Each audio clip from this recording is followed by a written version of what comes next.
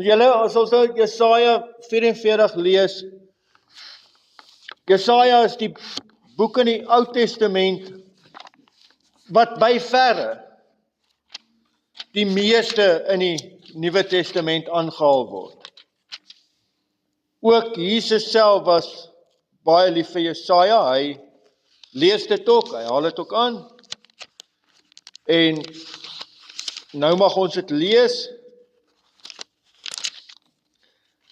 In Jesaja 43 lees ek baie sterk oordeelswoorde.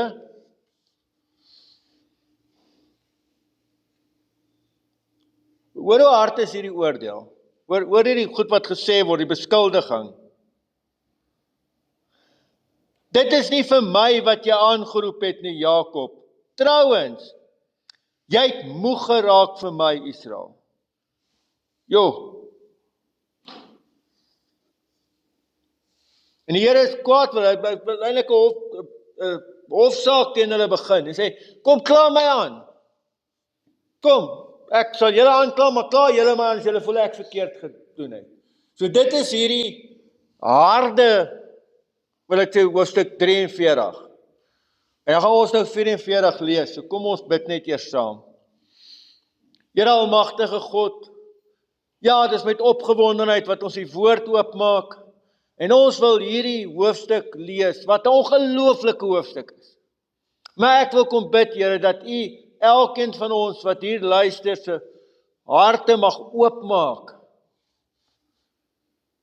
O, en Here, as die teks praat van luister, dan bid ek dat U ook ons ore sal oopmaak.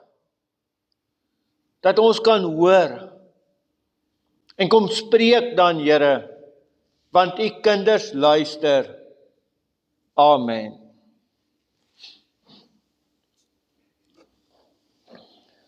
Maar,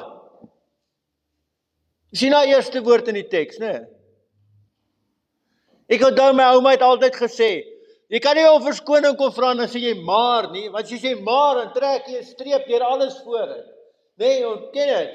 Maar die Bybel gebruik dit presies in daai opsig. So, as jy in die Bybel die woord maar hoor, moet jy regop staan.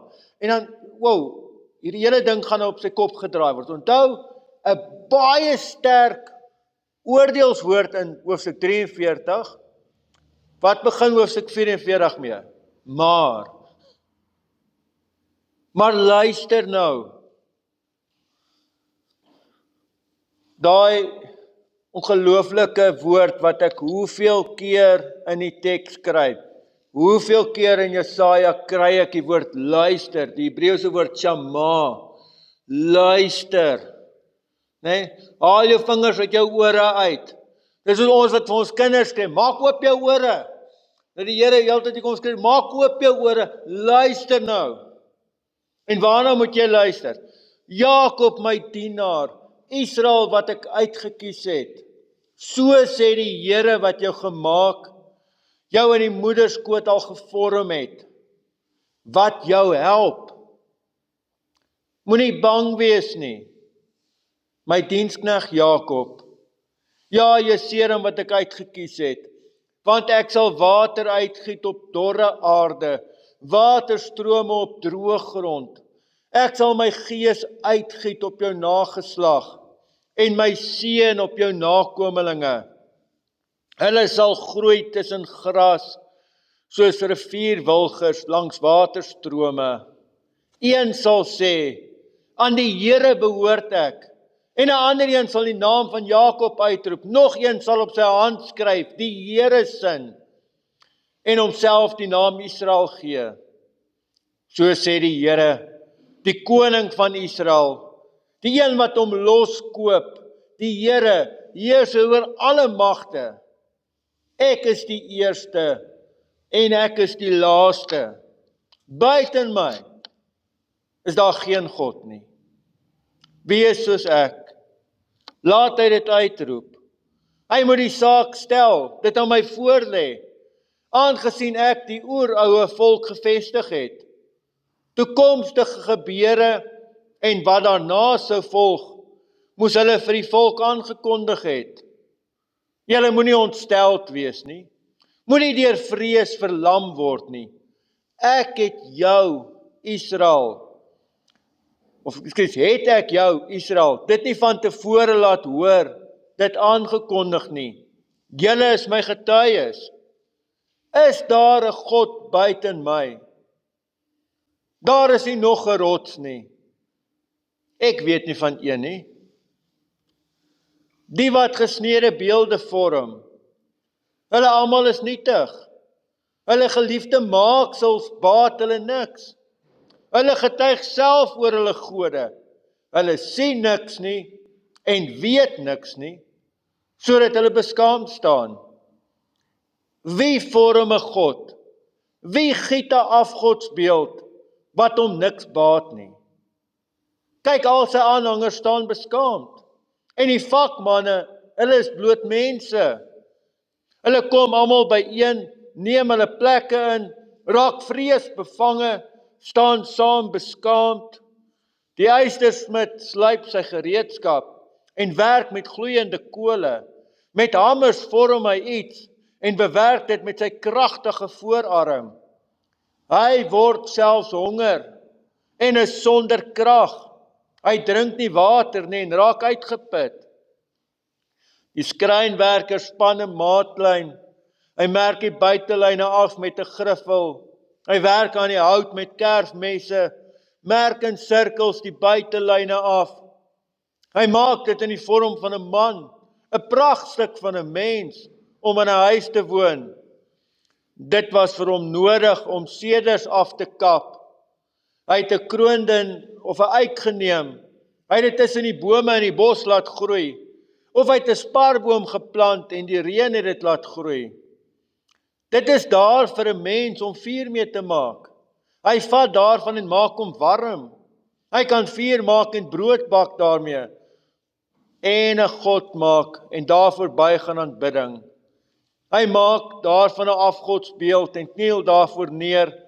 Die helfte daarvan verbrand hy in 'n vuur. Op hierdie helfte is vleis wat hy kan eet. Hy braai dit en word versadig. Hy maak hom ook warm en sê, ek word warm, ek sien die gloed van 'n vuur. En die res daarvan verwerk hy tot 'n God, tot sy afgodsbeeld. Hy kniel daarvoor neer, buig daarvoor in aanbidding, aanbid dit en sê, red my, want U is my God. Hulle besef dit nie, hulle het nie insig nie, want hulle oë is toegesmeer sodat hulle nie kan sien nie, hulle harte sodat hulle nie kan begryp nie. Hulle neem dit nie ter harte nie, en het nie kennis of insig om te kan dink nie. Die helfte daarvan het ek in die vuur verbrand. Ek het op die kole daarvan brood gebak en vleis gebraai en dit geëet. En wat daarvan oor is, tot iets afstootliks maak ek dit. Voor 'n stuk hout kniel ek neer. So iemand bemoei hom met as. Sy hart is mislei en verlei hom. Hy kan homself nie losruk of vra, is dit nie dalk 'n stuk bedrog hier in my regterhand nie? Onthou die volgende, Jakob, ja Israel, want jy is my dienskneg. Ek het jou gevorm. My dienskneg is jy, Israel. Vir my is jy nie vergete nie. Ek het jou oortredings soos 'n nevel, jou sondes soos 'n wolk weggevee. Keer terug na my, want ek het jou losgekoop. Jubel hemel, want die Here het opgetree. Juig dieptes van die aarde. Breek uit in jubelkrete berge, bosse en elke boom daarin. Want die Here het Jakob losgekoop, in Israel sy heerlikheid getoon. So sê die Here jou losser, hy wat jou in die moederskoot al gevorm het. Ek is die Here wat alles gemaak het, wat alleen die hemel oopspan, wat die aarde uitbrei. Wie was by my, wat die voortekens van orakelpriesters verydel, wat van voorspellers gekke maak, wat wyses laat terugdeins en hulle kennis belaglik maak, wat die woord van sy dienskneg bevestig, wat die plan van sy boodskappers uitvoer, die een wat oor Jerusalem sê, sy sal bewoon word, en oor die dorpe van Juda, hulle sal herbou word. Ek sal pynhope weer oprig. Die een wat vir die diepsee sê, word droog. Jou seestrome gaan ek droog lê. Die een wat oor Kores sê, hy is my herder, en alles wat ek wil sal hy uitvoer. Deur oor Jerusalem te sê, sy sal herbou word, en die tempel, sy fundament, sal gelê word. Vriend, nou ons lees tot sover, hierdie lang hoofstuk, maar ongelooflike teks. As ek en jy gaan dink, wat gebeur hier? Hier is die volk in ballingskap, hulle sit daar in Babylonië. En die vraag is, waar is God?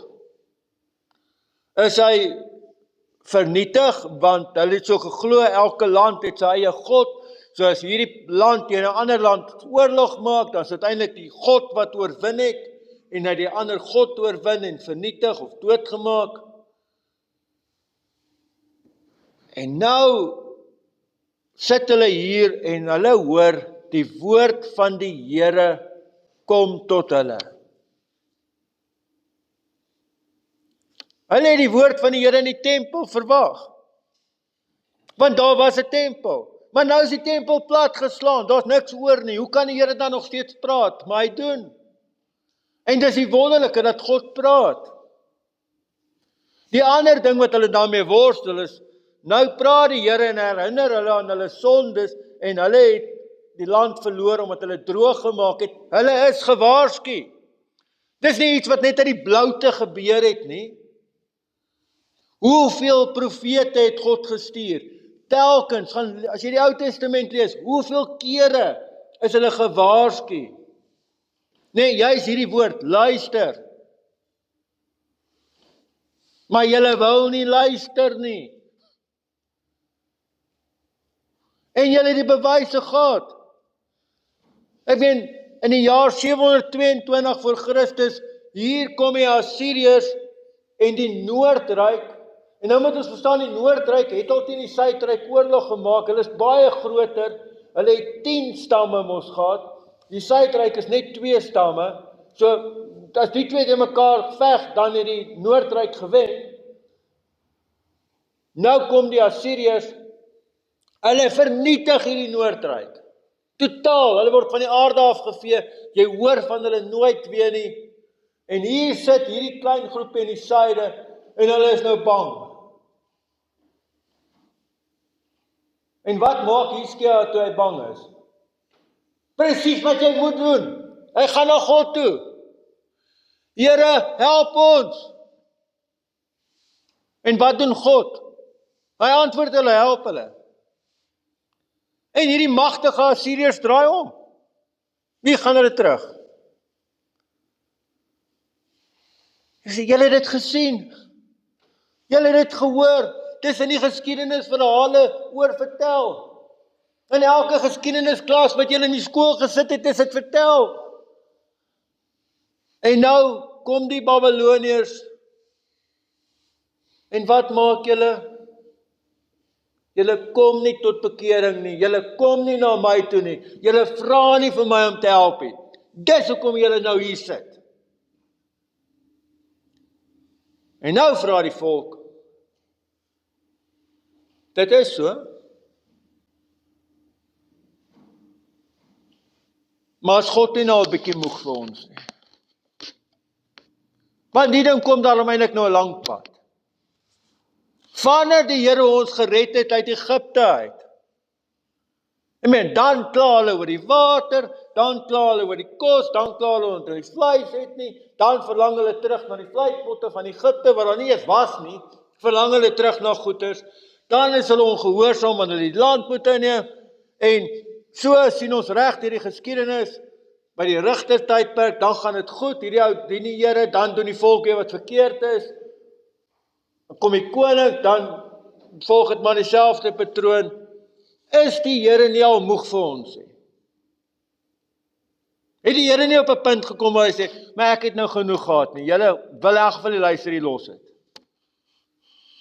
Die Here sê nee. Hy het nie op daai punt gekom nie. Hy het met jou ook nog nie op daai punt gekom nie. En daarom sê hy, luister nou, Jakob my dienaar, Israel wat ek uitgekies het. So sê die Here wat jou gemaak, jou in die moederskoot al gevorm het. Dis twee verskillende woorde in Hebreëus. Die een is maak, wat ons vertaal met maak, dis dieselfde woord as wat vertaal word met God wat geskep het, wat alles gemaak het. Maar dan is hier 'n ander woord, wat ons vertaal met vorm. Daai Hebreëse woord word gebruik vir pottebakkers. Julle weet hoe werk die pottebakkers, nê? Nou, mense gaan nou vir snaaksigheid so intoe, dan net hulle hierdie klas en hulle leer om hierdie ding te maak. In die Bybelse tyd was dit 'n alledaagse verskynsel. Daar was oral pottebakkers. Hulle het met klei hierdie goed gemaak. Dit was algemene praktyk. Nou 'n pottebakker het nie per ongeluk iets gemaak nie. Dit was nie toevallig dat hy dit gemaak het. Hy het gaan dink daaroor. Hy het beplan. Hy het met fyn kuns, met ongelooflike vaardigheid, maak hy hierdie ding presies soos wat hy hom wil hê. En nou sê die Here, in daai selfde detail, in daai selfde moeite, het ek jou gevorm.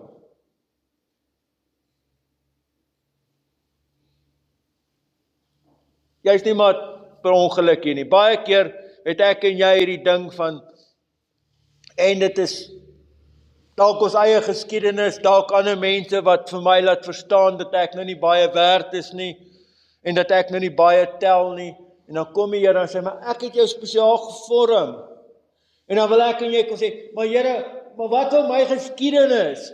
Jy weet, ek het al soveel droog gemaak, ek het soveel goed verkeerd gedoen, sê die Here, maar lees die teks, want jy lees dit mis, maar luister nou, Jakob, my dienaar, Israel, wat ek uitgekies het. Hoekom sê hy dit?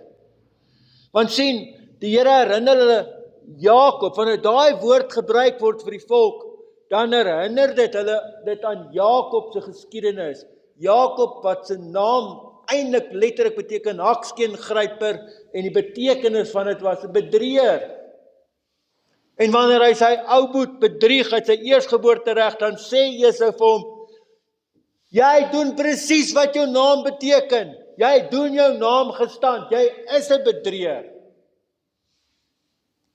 Klein vark. Jy is 'n bedrieger. Jy doen dit.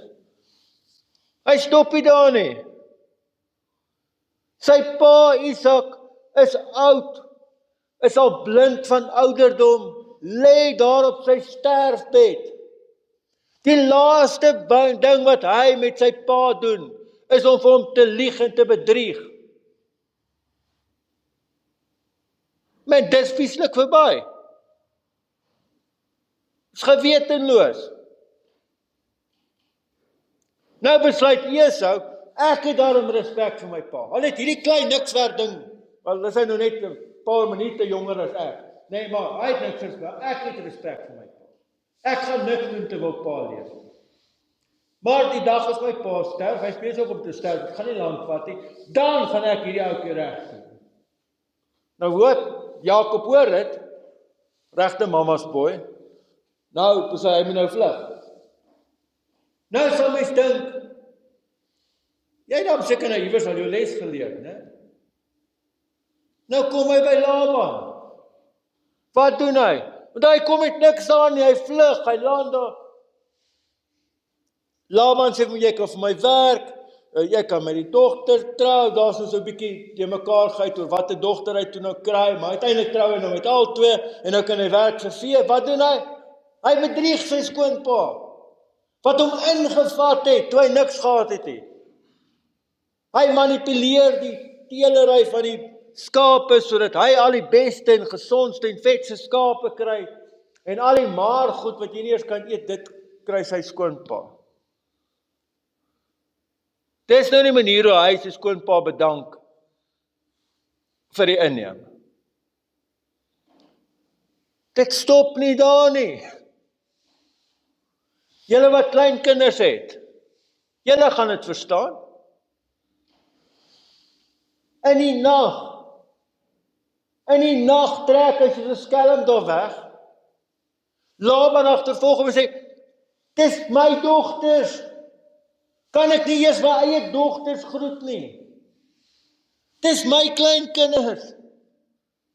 Mag 'n oupa nie eers hulle eie kleinkinders groet nie. Dis wat jy aan my doen. Is dit die manier jy vir my dankie sê? Wat doen God? Hy verander sy naam na Israel toe. En daarmee verander hy sy hele betekenis, sy hele wese. Ek lees dit op baie ander plekke, nee? Dit is 'n tipiese ding dat God mense gaan verander. Jesus doen dit ook, hy sê vir Simon, jy gaan 'n Petrus wees, want jou naam beteken rots, en die belydenis wat jy maak dat ek die Christus is die rots waarop die kerk gebou gaan word. En jy gaan rots word. Men Saulus vervolgens sy waansin in die kerk, kyk hoeveel Christene hy kan arresteer en dan doodmaak. God ontmoet hom daar op die Damaskuspad en sê, Saulus, hoekom vervolg jy my? Kom ons verander jou, gaan jy nou met Paulus maak. En jy gaan vir hierdie selfde evangelie gaan jy sterf en jou lewe gee. So God doen dit, nee, hy verander, hy vorm ons. Hy herinner die volk gou hier, dat dit is presies hoe hy werk. En dan, ek gaan water uitgiet. Ek weet julle bly op Mooi Rivier, julle verstaan dit nie, dis groen, hier is baie water. Hier is halwe woestyngebied. En ek dink Middelrus verstaan dit bietjie beter. Hulle weet van die water en droogte nie, net dan. Nee, hulle gaan kyk daar by Middelrus, gaan jy eers verstaan. Maar hier kom God en hy giet 'n spul water uit. Dis wat in water? Dit laat dit groei. Ek gaan my gees uitstort. My gees gaan ek oor julle uitstort en julle wat half dood en verlep is gaan groei. Oor die gevolg gaan wees, mense gaan opgewonde wees, mense gaan uitroep dat hulle aan die Here behoort. Eenhou gaan dit sommer op sy hand skryf vir Here sin, so erg gaan hulle raak. En dan gaan die Here aan en hy bevestig wie is hy. Hy sê, Heer oor alle magte, ek is die eerste en ek is die laaste, buiten my is daar geen God nie. Dis natuurlik die woorde wat ek en jy ken uit Openbaring uit, né? Wanneer ek ons selfs geen God, né? En dan, julle, is dit die ongelooflikste teks. Jy moet die humor in dit raak sien. Jy moet sien hoe spot God met hierdie afgodsbeelde. En die Here sê, daar's nie nog 'n rots nie. Maar ek weet nie van een nie. Nee, weet julle van een? So God wil sê, kom, ek is God, ek weet alles. Ek weet nie van nog 'n rots nie. Weet julle nou van een? Bring. As jy weet julle wat doen julle? Julle vat hout.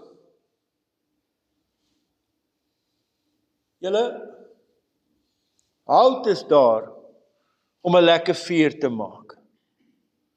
Jy vat hout. En kom ons vat dit nou sommer, laat ek sommer net met julle in Mooi Rivier op praat. Mens vat hout, jy gebruik nie charcoal of sulke goed nie, man. Dit ruik soos parafin. Jy vat hout, nee, dan maak jy ordentlike vuur. En dan staan jy daar by die vlamme en jy kry lekker warm. Dis wat hout doen.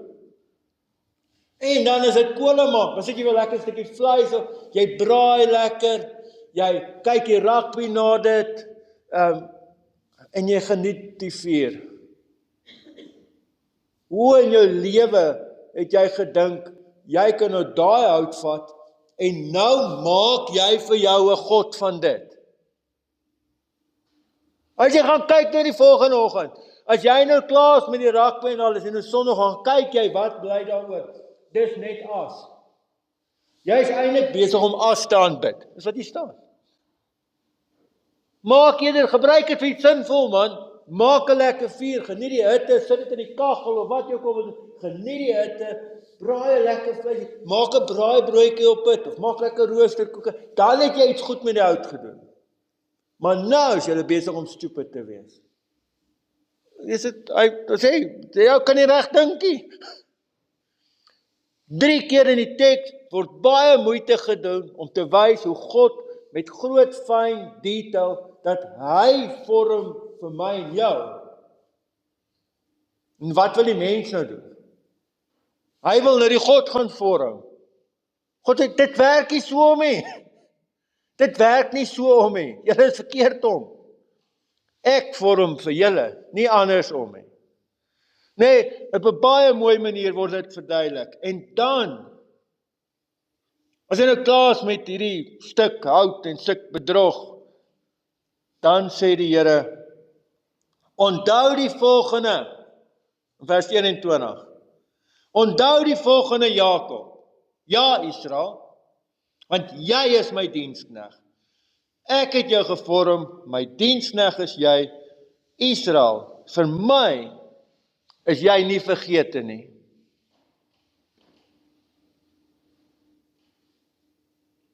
Ek en jy dink mos God het ons vergeet. Hulle sit daar in die vreemde, hulle sit daar in Babylon, wat sê Here? Vir my is jy nie vergete nie. Julle het dalk vir my vergeet, maar ek het julle nie vergeet nie. Daarom gebruik ek die woord onthou. Nee, julle sien die mooi teenstelling van tussen onthou en vergeet. Here sê, vir my is julle nie vergeet nie. Ek het julle nie vergeet nie.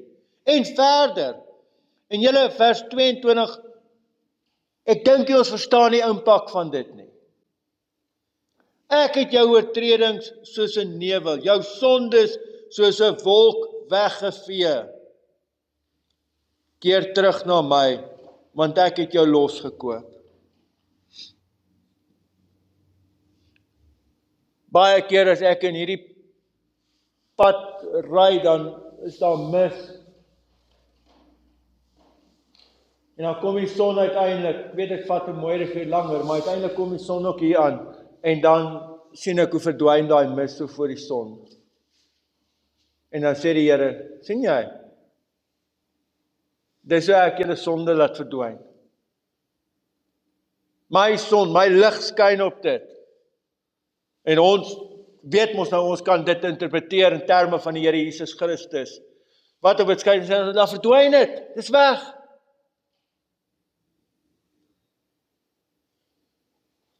Ek het in my kop altyd die ding verkeerd om. Ek dink ek moet terugkeer na die Here toe, en ek moet na hom toe gaan, en dan gaan hy my sonde vergewe. Wat sê die Bybel? Presies die teenoorgestelde. Ek het jou vergewe, ek het jou vrygespreek, ek het met jou sondes gedeel, ek het dit hanteer, dit's weg. Jy kan nou maar na my toe kom. Nee, hoor die anders uit. En nou sit ek en jy hier en dan sê vir die Here, maar wat, ek het hierdie goed gedoen. Here, my verlede. Dan sê die Here, maar ek het dit weggevat. Maar Here, jy weet, dan sê die Here, nee, ek weet alles. Ek het nou net vir jou weer 'n keer vertel van Jakob en Israel. Het jy dit nie gehoor nie, my kind? Ek weet alles wat jy gedoen het, maar ek het betaal vir dit. En dan wil ek sê, ja Here, maar, sê, nee, nie maar nie, maar my kind het aan die kruis gesterf vir jou. Al jou sondes is afgewas, dis alles gehanteer, dis sorted. Dit is volbring. Ek het jou sondes afgeskryf, dis weg, jy kan na my toe kom. En dan hierdie jubel, né? Dan roep hy sommer alles op. Dan moet sommer die berge ook jubel, né? Die berge moet 'n jubelkreet uitdruk, al die bosse en die bome daarin, omdat God verlos. En dan kom sê die Here vir hulle, want onthou, hulle sit nou daar in Babylonië, al hulle dorpe is verwoes, die tempel is plat geslaan. Dan sê die Here, ek is die een wat oor Kores sê, hy is my herder en alles wat ek wil sal hy uitvoer, deur oor Jerusalem te sê, sy sal herbou word en die tempel sy fondamente sal gelê word. En dan sit die volk daar en sê, Kores, wie's dit? Ons is Jode, ons ken nie so iemand nie. Ons sit hier in Babylonië, ons weet van hulle konings en goed, maar ons weet nou nie van Kores. Dan gaan doen hulle navorsing, kom uit, dis die Persiese koning. Maar wat het hy nou met ons te doen? Die Here sê, hy is my herder, ek gaan hom gebruik. En Kores kom en hy maak oorlog teen die Babyloniërs en hy verslaan hulle en hy kom na hierdie Jode toe en sê, wat maak julle hier? Julle is mos nie Babyloniërs nie. En hulle vertel vir hom, nee, hierdie Babyloniërs het ons plek vernietig, hulle het ons in ballingskap weggevoer. Hy sê, nee, die mense het nie reg gemaak met julle nie. Kom, julle kan teruggaan. Kom, ek gaan vir julle help. Die arme ou mense en kindertjies. Nee man, kom ons stuur soldate saam dat julle oppad langs die pad. Julle kan nou nie in so 'n plek bly nie.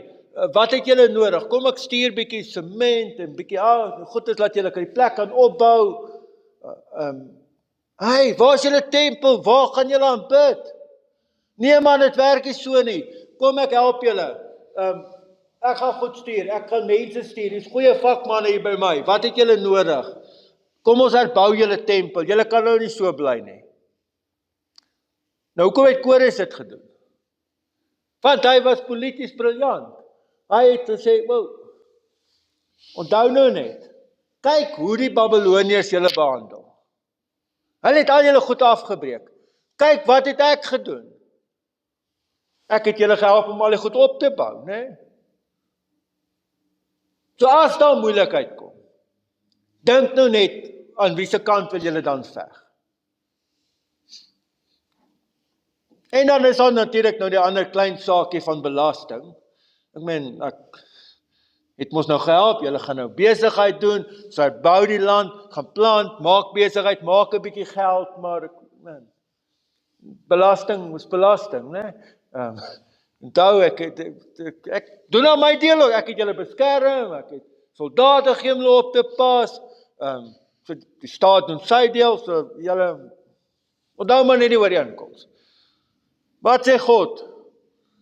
Kores is my herder, ek gebruik hom soos ek wil, want ek het vir julle beloof, julle kan teruggaan, ek het beloof, ek sal die plek herbou, nou stuur ek vreemdes om julle plek te herbou. Julle kan my vertrou. Ook wanneer ek sê dat ek julle sonde vergewe het, en dat ek julle vrygespreek het, en dat ek julle gevorm het, en dat julle aan my behoort, sê die Here. Vriende, ons leef nou lank na die teks. Ons weet al hierdie goed is waar, ons het dit gesien gebeur. Ons het beleef hoe die Here Jesus, hoe God hierdie ding oor sonde vergewe so ernstig opneem, dat hy die Here Jesus moes stuur. En hy het klaar die prys vir ons betaal. En al wat hy nou sê is, kom nou na my toe. Kom nou na my toe. Amen. Kom ons bid saam. Here almagtige God, baie dankie vir hierdie pragtige teks. En ja, Here, ons wil kom bid. En ons wil dit aangryp. Ons wil sê dankie dat U ons sonde vergewe het. Dankie dat U ons vrygespreek het. En dat U ons gevorm het, Here. Ons wil na U toe kom. Ons kom na U toe, ons behoort aan U. In die naam van ons Here Jesus Christus. Amen. Nou sê, geliefdes, dankie, het ook geleentheid om die Here te mag dien met die dankoffers.